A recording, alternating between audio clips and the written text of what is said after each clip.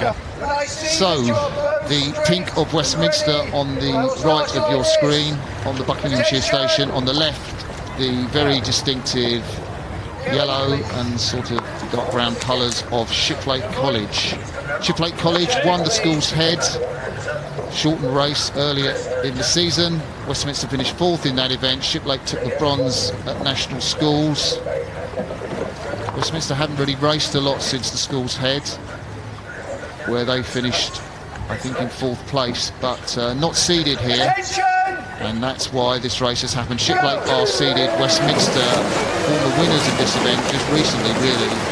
Very, very strong crew, and we're expecting a real gut-busting performance. If I was Shiplake, I'd want to do Westminster off the start, Adrian. Oh yeah, definitely be really aggressive out of it and put them under pressure early and put some doubt into them.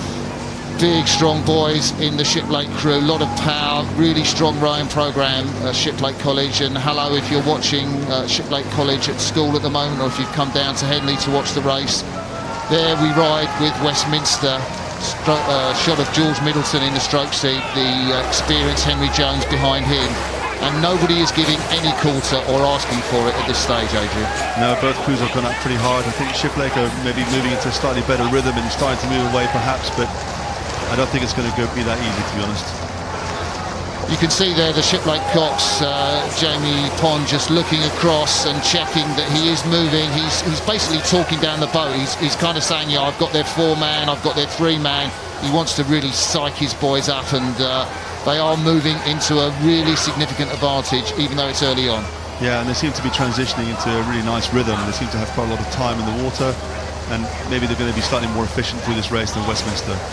Yeah, and I see the former British international rowers, Dave Carey and Hugh Mackworth-Praed, that work on the programme there. They've got the Shiplake boys using the skinny oars, which are kind of have a little bit more give in the shaft, little less drag because they're thinner than the normal thicker blades. People seem to be enjoying using them quite a lot. They're quite recent on the market. And you can see the coaches there in their rucksacks chasing the crews on their bikes on the towpath. And Shiplake really seems to be moving nicely, moving away. So Westminster, first part of the race, it does seem a little bit rough on the, if you look on the left-hand side of the Westminster boat, that's the bow side. There are 1 or 2 blades going quite deep there on the front end of the stroke, the catch, and probably that means the timing could be a little better. Ideally, I think you wouldn't see that kind of splash, Adrian. Yeah, it kind of means that they're pulling very hard on the oars instead of actually maybe prioritising their legs when they're driving the stroke.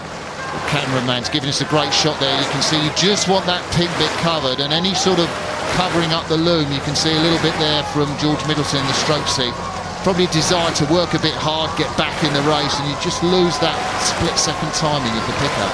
Yeah, and eventually it makes it heavier for the crew. And you can see here Shiplake, much more of the oar shaft showing.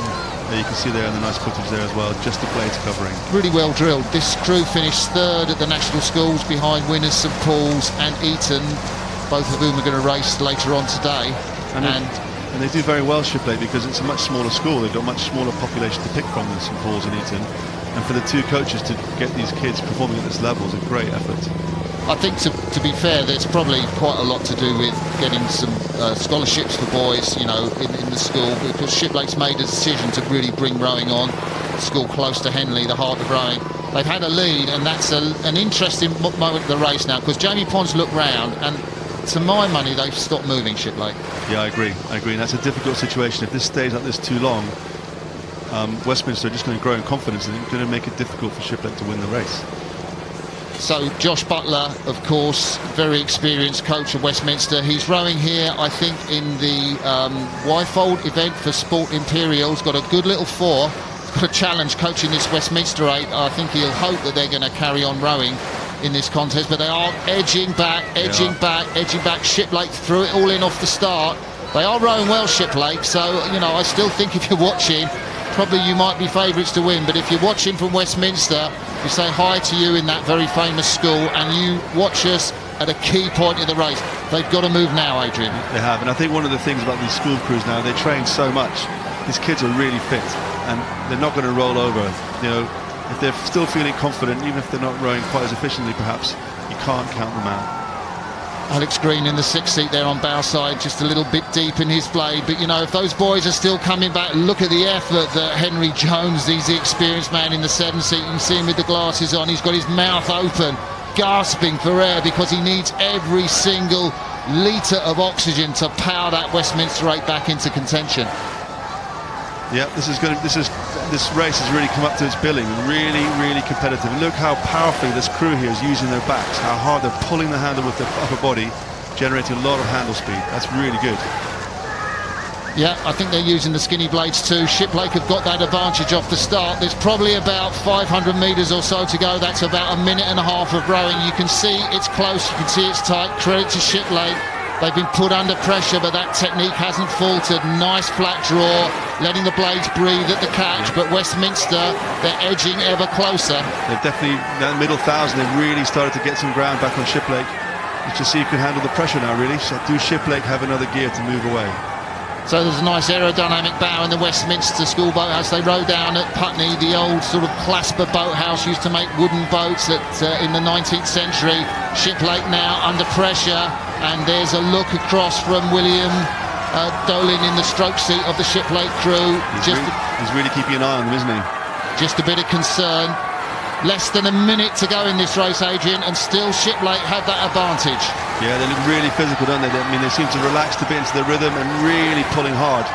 This is going to be a tight race.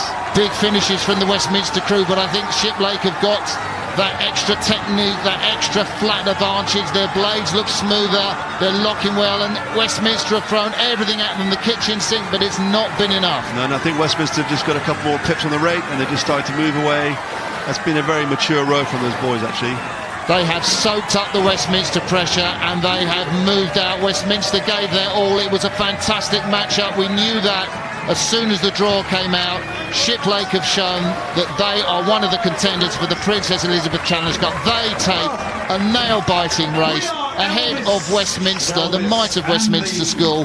What a fantastic contest, Adrian. That was an amazing race. Straight away, not long after lunch on a Wednesday, to have a race that tough. That's two great crews. It's a shame one of them has to go home on Wednesday.